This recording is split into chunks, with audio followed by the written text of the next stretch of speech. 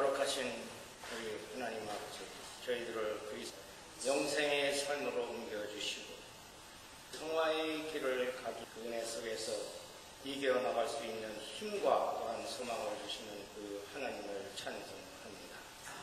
오늘 여기에 모인 우리 여러 성도님들과 함께 주님이 주시는 그 말씀을 또한 통해서 주님을 더 많이 알아가게 하여 주시고 순종의 삶이 되게 축복하여 주시옵소서. 이 시간 주님이 주신 물질을 감사하여 또한 11조와 주정헌금과 감사헌금으로 드립니다. 하나님께만 영광을 돌릴 수 있도록 하여 주시옵소서. 또한 이 시간 우리 참석지 못한 우리 많은 성도님들, 그들이 어느 곳에 있든 이 시간 기억하게 하여 주시옵소서. 오늘 드려지는 이 예배가 신령과 진정으로 드려질 수 있도록 인도하여 주시옵소서. 주님께 감사를 드리며 이 모든 말씀 우리 주 예수님 받들어 기도했습니다.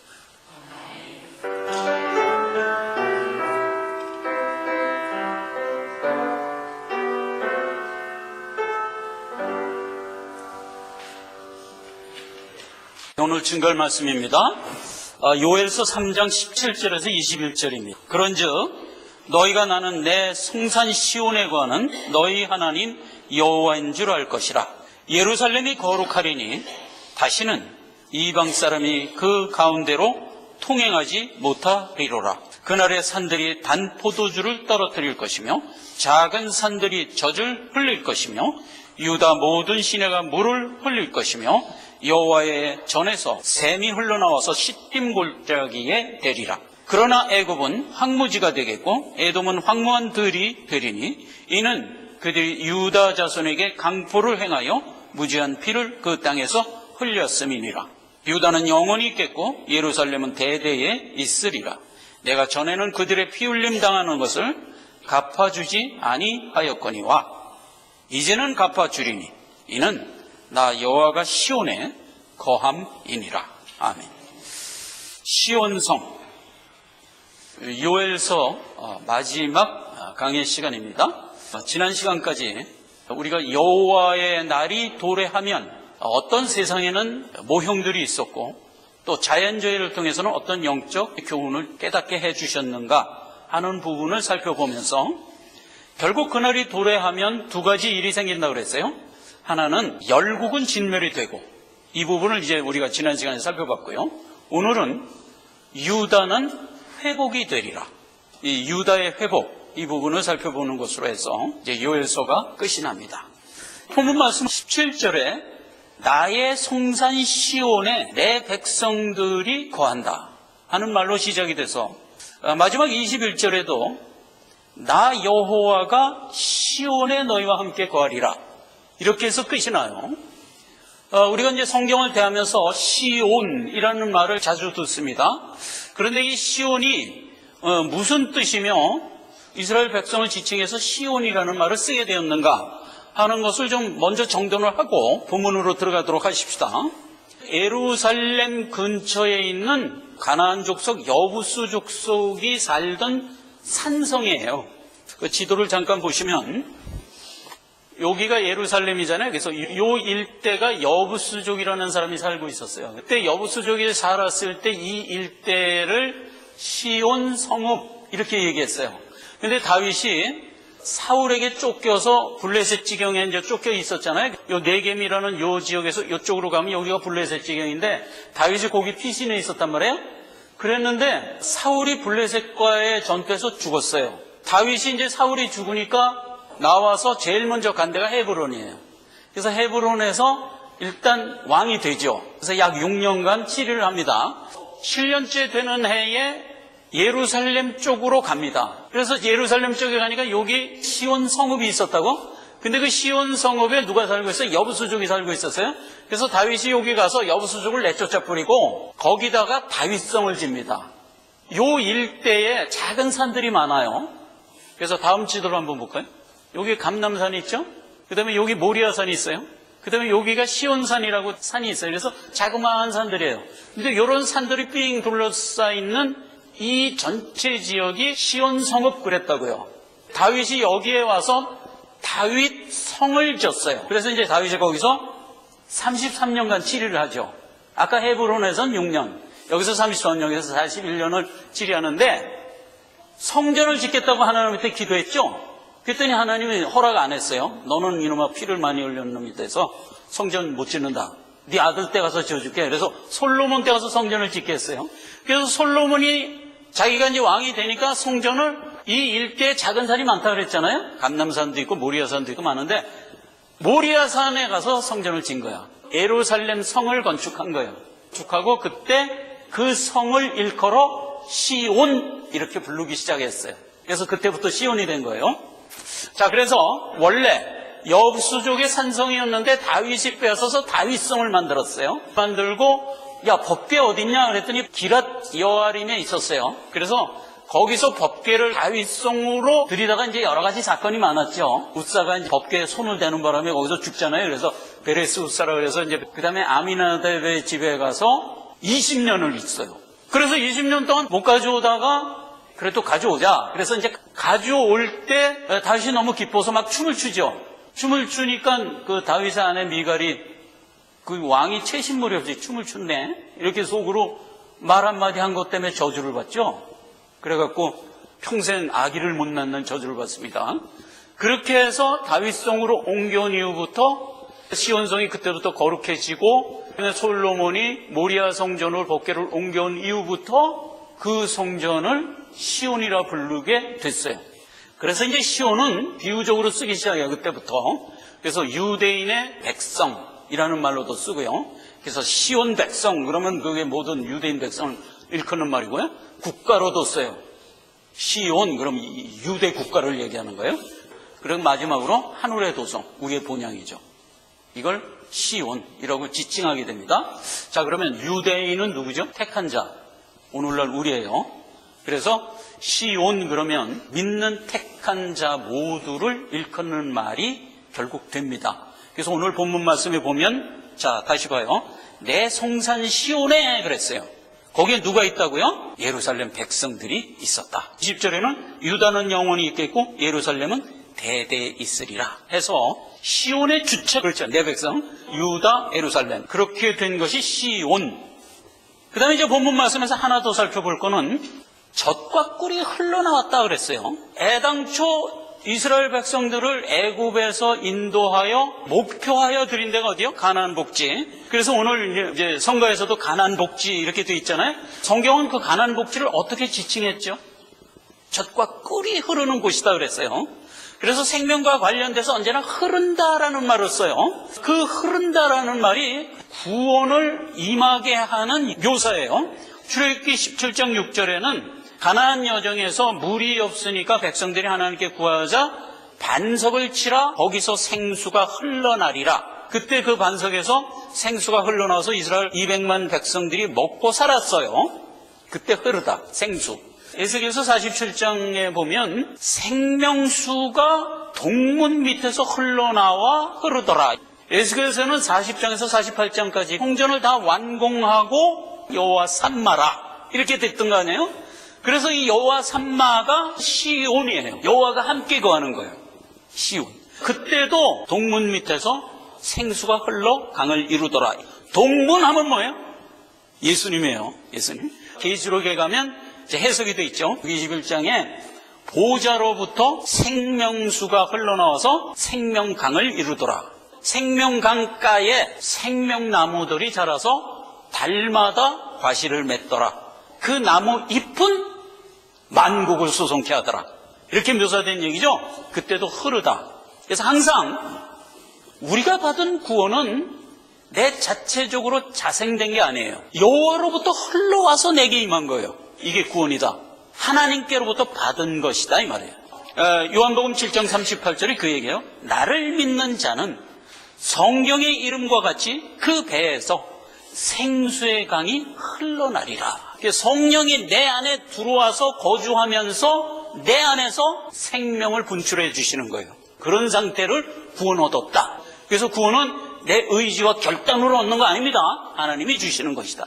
항상 성경을 보면 여호와의 팔이 네게 나타났느냐, 여호와의 팔이 누구에게 임하였느냐, 이게 구원이에요. 여기서도 하나님의 생명이 흘러내게 왔다 이 말이죠. 시온성을 묘사할 때도 적과 꿀, 생수, 이게 다 생명과 관련된 말이죠. 이게 흘러서 나에게 왔다. 하나 더 살펴볼 거는 시딤 골짜기에 그 젖과 꿀이 흘러 넘치더라 이렇게 돼 있죠. 18절에 시딤 골짜기에 역사적으로 어떤 사건이 있었기에 거기에 젖과 꿀이 흘러 넘쳤는가. 미가서 6장 5절에 보면 시딤 골짜기에 대한 얘기를 이렇게 했어요. 내 백성아, 너는 모압 왕 발락의 꾀한 것과 부올의 아들 발람이 그에게 대답한 것을 추억하며 시딤에서부터 길갈까지의 일을 추억하라. 그러면 나 여호와가 내게 행한 의로운 일을 깨달아 알게 되리라. 그래서 구약 백성들에게 시딤에서 있었던 일, 길갈에서 있었던 일을 추억하래요. 그러면 하나님이 너를 어떻게 인도해서 생명 주었는가를 알게 된대요. 이건 뭐 구약 백성만 알아야 될까? 오늘날 우리도 알아야 되잖아요. 그러니까 우리도 좀 살펴봐야죠. 시딤이 어딘가부터 우선 봅시다. 사해 바로 윗부분 여기가 시딤이에요. 모압이 이스라엘 백성들을 무찌르고 싶었던 거예요. 힘으로는 안 되겠고, 그래서 발람 거짓 선지자를 불러다가 이스라엘을 좀 저주해달라 이렇게 부탁을 했던 거 아니에요? 그랬더니 발람이 내가 그래도 명색이 선지자인데 저주는 못한다. 그래갖고 이제 거부를 하니까 수많은 금은보화를 발람한테 보이면서 야, 저주 한 번만 해줬으면 이거 너한테 줬을 텐데 이렇게 해서 이제 유혹을 하니까 발람이 가면서 저주는 못하지만 꾀는 생각해낸 거야. 그래서 그 꾀를 생각해낸 게 뭐냐면 모압의 제사에 이스라엘을 참석시켜라. 이 꾀를 주죠. 그래서 모압이 여기서 이제 제사를 지내는데 거기 이제 초청장을 보내서 참석하러 간 거야. 이스라엘 백성이 이렇게 진치고 있다가 보러 간 거예요. 근데 모압 제사는 요거 뭐예요? 바알, 부올. 바알이 우상이고 부올이 여신이에요. 고대는 이제 자식 많이 낳는 걸 축복이니까 여신 숭배를 하고 그래서 음란으로 갔어요. 모압의 제사는 그 제사 자체가 음란이에요. 이 부올 여신상 앞에서 온 백성이 음란하는 거예요. 거길 떡 이스라엘 백성을 초청했네. 그러니까 이스라엘 백성이 거기 부속이 됐죠. 그래서 이제 하나님의 진노가 내렸단 말이에요. 그때 그 부올의 딸 고수비가 이스라엘 청년 시므이 청년을 데려다가 이제 장막으로 들어와서 그걸 아론의 손자 비누아스가 창을 들고 들어가서 척살해서 죽여버렸어. 그래가지고 하나님의 진노가 그쳤죠. 비누아스가 그거 안 죽였으면 이스라엘의 진노가 나서 이스라엘 아주 큰일 날 뻔했던 거예요. 그 사건이 시딤 사건이에요. 하나님의 질투를 비누아스가 이제 갚아줌으로써 진노에서 벗어났고, 창세기 14장에는 시딤 사건이 또 한 번 있습니다. 다시 그 다음 지도로 갑시다. 여기가 이제 염의 끝 쪽인데 여기가 시딤이잖아요. 근데 여기서 그돌라오멜이라는 이 지역을 전부 장악한 맹주가 하나 있었는데 그놈이 욜로 내려왔어요. 왜 내려왔냐 보니까 소돔, 고모라, 아드마, 스보임, 소알 이런 민족들이 그돌라오멜에게 조공을 바치면서 12년을 살았어요. 13년째 되는데 우리 이제 조공 못 바쳐 이러고서 이제 반기를 들었다. 그러니까 그돌라오멜이 아니 이것들이 그리고 내려와서 이 시딤 골짜기에서 얘네들을 막 친 거야. 그래서 다 무찌르고 가지고 있던 재물, 백성 전부 포로로 끌고 지 고향으로 가버렸는데 거기가 어디냐면 소바예요. 소바까지 가버렸어요. 그 통에 누가 붙들려 갔어요? 롯이 붙들려 갔어요. 그러니까 그 소식을 아브라함이 듣고 아니 이것들이 지들이 전쟁하는데 왜 우리 롯을 붙들어? 안 되겠다. 롯 찾으러 가자. 그래갖고 아브라함이 318인 데리고 쭉 쫓아 올라가서 소바까지 쫓아 올라가서 그돌라오멜을 진멸시켜버리고 백성과 재물과 롯을 찾아갖고 돌아오죠. 돌아올 때 누구를 만나요? 멜기세덱. 멜기세덱이 히브리서에 뭐라고 해석되어 있어요? 예수님. 그래서 이게 모형이에요. 그래서 이 사건이 시딤에 있었던 사건이고 여기에 뭐가 있었다? 역청구덩이가 있었다. 그 역청구덩이 지금도 가면 있어요. 원유가 꿀럭꿀럭 나오는 그런 구덩이에요. 여기 빠지면 죽어요. 이 그돌라오멜이 이 소돔하고 아드마 이 군사들을 여기 다 빠뜨려서 죽이고 승리해서 갔던 거예요. 그걸 이제 아브라함이 진압했죠. 그 사건이 시딤이에요. 창세기 14장의 이 사건은 구원의 모델이에요. 구원의 모델. 시딤의 두 사건. 그 다음에 길갈 사건이 하나 더 있어요. 길갈 사건은 이스라엘이 가나안 정벌 들어갔지. 가나안 정벌 들어가니까 이제 가나안 거민들이 다 부들부들 떨었단 말이야. 이제 우린 다 죽었구나. 그래갖고 가나안 거민 중에서 기브온 거민 하나가 되게 똑똑한 거야. 영리했던 거야. 우리는 이제 이스라엘이 오면 그냥 다 짓누리니까 그걸 다 눈으로 봤거든요. 그러니까 우리 이제 꼼짝없이 죽게 됐다. 이거 어떻게 하면 좋으냐 그래가지고 기브온이 우리 먼 곳에서 왔는데 투항합니다. 그래갖고 여호수아 입에서 맹세를 하게 했어. 우리 죽이지 않기로. 그렇게 하고 기브온 거민을 이스라엘이 이제 용납을 하는 것으로 해서 끝이 났는데 이제 여호수아는 그렇고 나서 길갈에 있었어요. 기브온 사람이 요 옆에 살면서 화친을 해갖고 여호수아가 그래 너희는 안 죽일게. 다른 가나안은 다 죽여도 너희는 안 죽일게. 이렇게 해갖고 이제 약속을 했단 말이에요. 맹세를. 근데 이스라엘 백성은 맹세하면 끝이에요. 아무리 그게 잘못된 맹세를 할지라도 그건 지켜야 돼. 그럼 우리 성도도 마찬가지예요.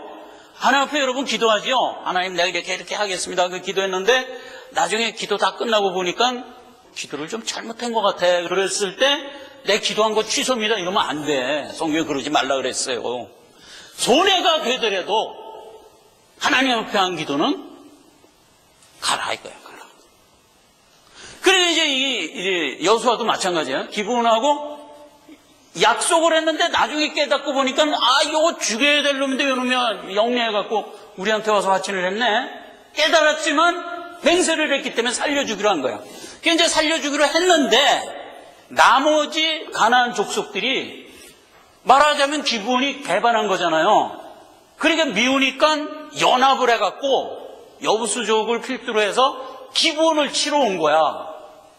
그걸 이제 기브온 사람들이 이제 여호수아한테 가서 일렀지. 여호수아님 이놈들이 나 화친했다고 미워해갖고 우리 죽이러 왔다고 일렀단 말이야. 그러니까 여호수아가 그래? 너는 이놈아 하나님한테 맹세해서 우리 편됐는데 너를 감히 죽이는 건 우리를 죽이는 건 똑같다. 내가 처리할게 하고선 여호수아가 기브온으로 달려간 거야. 가니까 여부수 연합군들이 와갖고 뭐 난리를 치고 있네. 그 뭐 상대가 돼요? 그 뭐 이미 여호수아는 하나님의 맹장인데. 그래서 얘네들을 이제 진멸을 하는 거야. 한참 진멸하다 보니까 해가 졌어. 깜깜하니까 뭐 적이 누군지 아군이 누군지 알 수 없잖아요. 그래서 여호수아가 무슨 기도를 해요? 안 되겠습니다. 태양 좀 붙들어 주세요. 그 태양 붙들어 줬단 말이에요. 그래서 이제 들이다 다 죽였어. 그랬는데도 저녁이 됐지? 그러니까 이제 잔당들이 들이다 도망간 거야. 어디로 아얄론으로 도망갔는데 또 밤이 된 거야. 근데 이미 해는 넘어갔는데 이제 뭐 붙들어 달라고 할 것도 없고, 이거 할 수 없다. 달이라도 붙들어 주죠.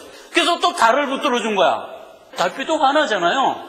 그래서 또 이제 잔당들을 여기서 진멸을 했어. 근데 그 중에서도 또 몇 명이 살아서 또 도망간 거야. 아세가로.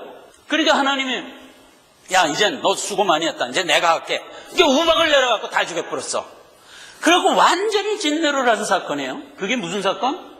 길갈 사건. 자, 다시 본문으로 갑시다. 젖과 꿀이 지금 어디로 흘렀다? 그 시딤에 흘렀다 이거예요. 그럼 이게 무슨 뜻이 되는 거예요? 시딤은 성화의 여정에서 우리가 신앙을 지키기 위한 분투의 사건이 있었던 곳이죠. 그래서 우리는 성화의 여정 동안에 불신과 더불어 싸우는 일을 막 하고 있었어요. 그런 현장에 무엇이 넘쳐 흘렀다? 젖과 꿀, 생명이 넘쳐 흘렀다 하는 얘기는 구속이 마감됐다 이 뜻이잖아요. 길갈과 시딤에 생명이 넘쳐 흘렀다 하는 얘기는 이제 너희에게서 전투는 끝이 났다. 구속사는 끝났다 이 얘기잖아요.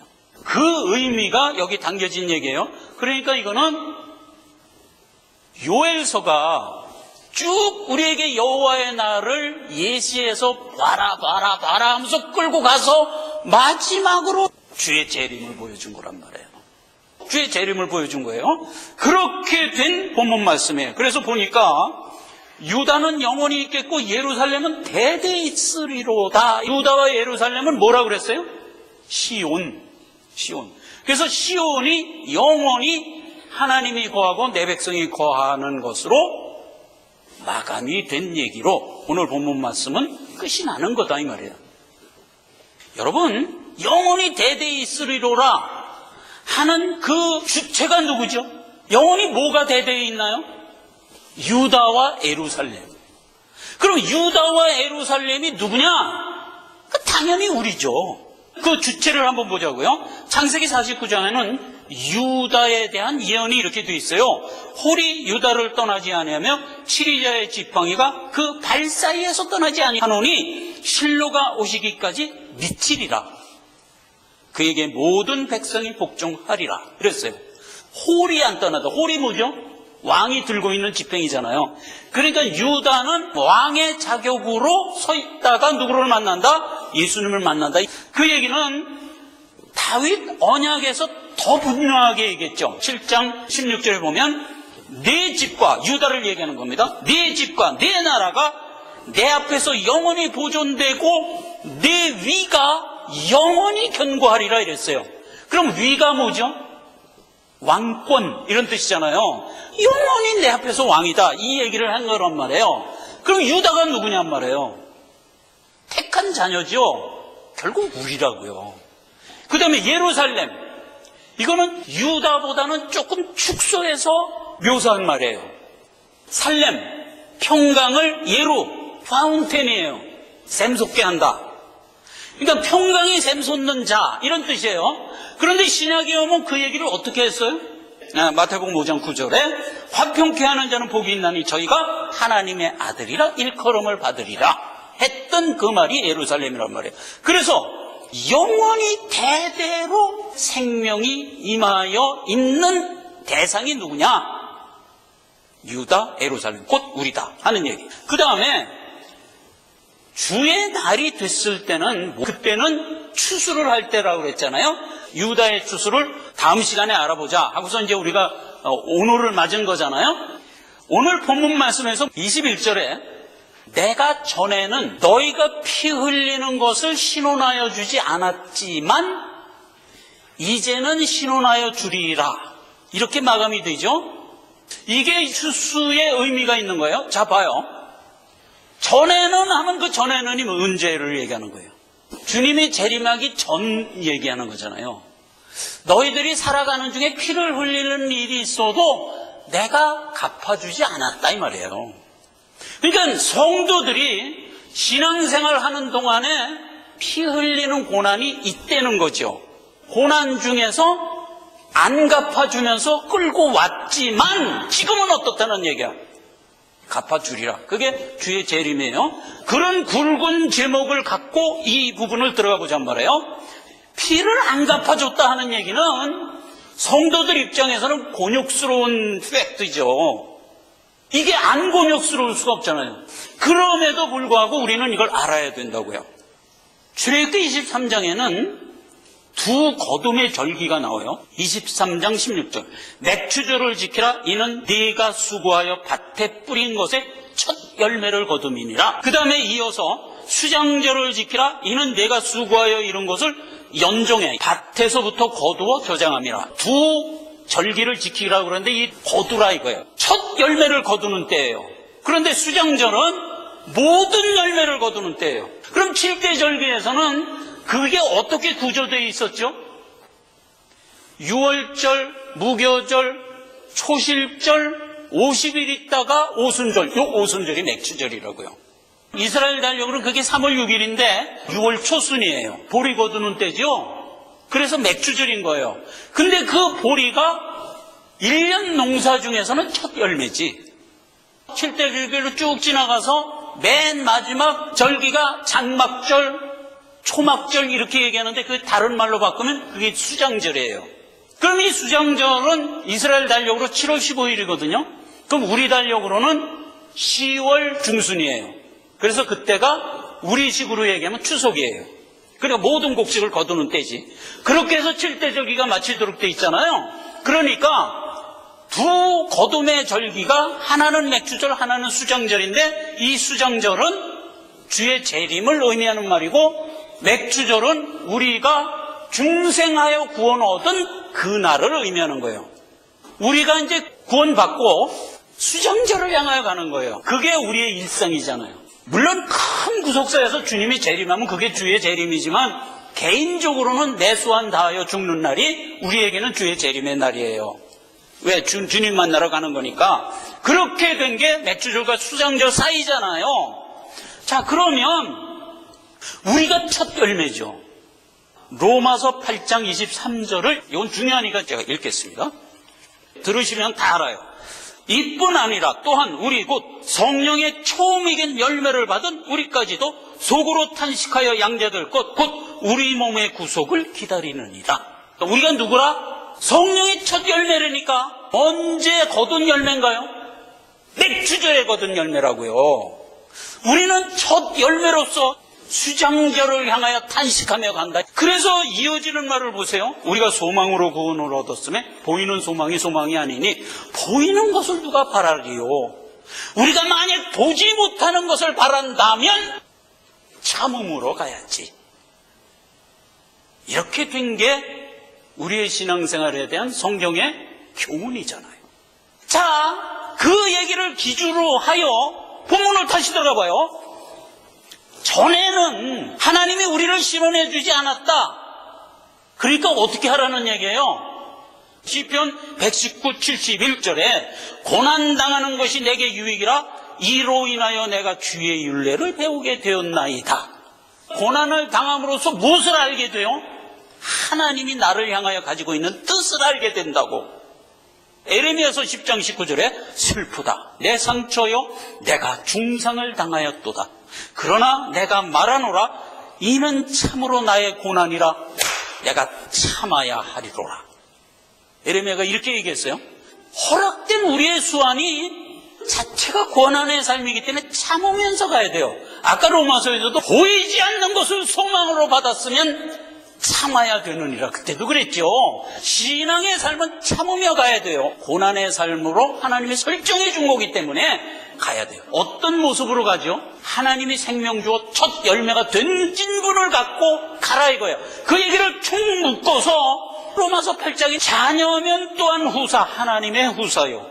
그와 함께 영광을 받기 위하여 고난을 통과해야 되느니라. 이렇게 돼 있잖아요. 그래서요, 모든 성도는 하나님의 후사잖아요. 더 구할 게 없는 거예요, 사실은. 생명을 받은 자인데 그 삶 자체가 죄의 밭을 걸어가는 것이기 때문에 고난이라고요. 여기는 영구한 도성이 아니잖아요. 죄된 세상이잖아요. 그리고 여기는 주님이 재림하면 없어질 곳이잖아요. 우리가 고난을 이해할 때 어떤 구체적인 이런 고난, 이런 힘든 것 이렇게 생각하면 안 되는 거예요. 절대 그렇게 생각하면 안 되는 거예요. 주님이 재림할 때까지 죄는 어떻게 된다고? 점점 관영해 간다. 그럼 죄가 꽉 들어차 있는 것을 데살로니가 전서 5장에는 뭐라고 표현을 했나요? 고난이 꽉 들어찼다 이렇게 표현했나요? 평안하다, 안전하다, 쾌적하다 이렇게 표현했죠. 세상 사람들은 자기 수완을 쾌적하다, 평안하다, 안전하다 하면서 가고 있어요. 그리고 그게 그들의 삶의 목표예요. 그러나 우리는 아니라고요. 그 쾌적하고 안전한 세상을 살아가면서 우리는 만족하지 못하는 거예요. 우리의 본향은 적인데 내가 지금 이 죄된 세상을 걸어가고 있구나라고 하는 애통이 우리에게 있는 거예요. 이게 마땅히 성도가 가져야 될 신앙관이다 말이에요. 이 신앙관을 반드시 우리는 알고 가야 돼요. 그래서 에레미야 선지자가 한 얘기예요. 이 고난은 내가 참아야 하느니라 하면서 가는 거예요. 그죠? 그렇게 된 게 전에는 안 갚아줬다 하는 얘기단 말이에요. 하나님은 우리의 일상에서 모든 것을 그때그때 착착착착 구체적으로 안 갚아주세요. 이놈아, 고난 중에 좀 와. 고난 중에 오래니까 이 소리잖아요. 그걸 은혜로 받고 가자. 시편 140편 12절 내가 알거니와 여호와는 고난당하는 자를 실현하시며 궁핍한 자에게 공의를 베푸느니라. 그래서 고난을 허락하지만 끊임없는 고난 속에 가게 안 하세요. 고린도전서 10장에 내 백성들이 감당할 수 있는 범위 안에서 고난을 허락한다. 이게 주의 재림의 때에 대한 궁극적인 결론이면서도 우리는 우리의 성화생활에서 하나님의 그 손길을 느끼며 간다 하는 것으로도 받아야 된다고요. 그리고 실제가 그래요. 다니엘서 7장에는 옛적부터 항상 계신 자가 와서 예수님이 오셔서 지극히 높은 자의 성도 나를 위하여 신원하셨고 그리하여 때가 이름의 성도가 나라를 얻었더라. 우리가 나라를 얻는 겁니다. 계시록 21장에는 모든 눈물을 그 눈에서 씻기심에 다시 사망이 없고 애통하는 것이나 곡하는 것이 없고 아픈 것이 다시 있지 아니하리니 처음 것들이 다 지나갔습니다. 이렇게 된 얘기를 지금 오늘 요엘서 마지막 장에 담아 주신 것이다. 말씀을 맺습니다. 우리는 생명을 하나님께로 받아서 죄된 세상에서 살아가고 있어요. 극심한 불신의 세계를 믿음 갖고 통과하고 있어요. 역사를 보면 한 분기점 한 분기점마다 여호와의 날을 예시하는 사건들을 하나님이 세워서 우리로 볼 수 있게 해주셨어요. 그리고 자연재해를 통해서 죄를 어떻게 누르면서 이끌어가는가 하는 것을 영적으로 깨닫게 해주셨어요. 그러면서 여호와의 날을 바라보게 해주셨어요. 내 본향 시온을 바라보면서 사는 거예요. 내 백성과 구세주가 함께 거하는 그곳, 항상 모든 것을 갚아주시고 신원해 주시는 이 마지막 꼴을 바라보면서 우리는 이 죄된 세상을 통과하고 있잖아요. 무엇이 부족하냐 이 말이에요. 기뻐하며 가도록 요엘 선지자는 자기 선지 가운데 결론으로 담아주신 것이다. 기도하겠습니다. 아버지 하나님 은혜를 감사드립니다. 우리가 요엘서를 살펴보면서 고난 가운데 이끌어가는 그 손길을 은혜롭게 깨닫게 되었습니다. 우리가 소망을 가지고 하나님이 이끄는 대로 나갈 때 우리에게 부족함이 없는 것을 인식합니다. 이기게 하시고 더욱 분발하게 하여서 발걸음을 힘차고 가볍게 해 주시옵소서. 예수님의 이름으로 기도했습니다. 아멘.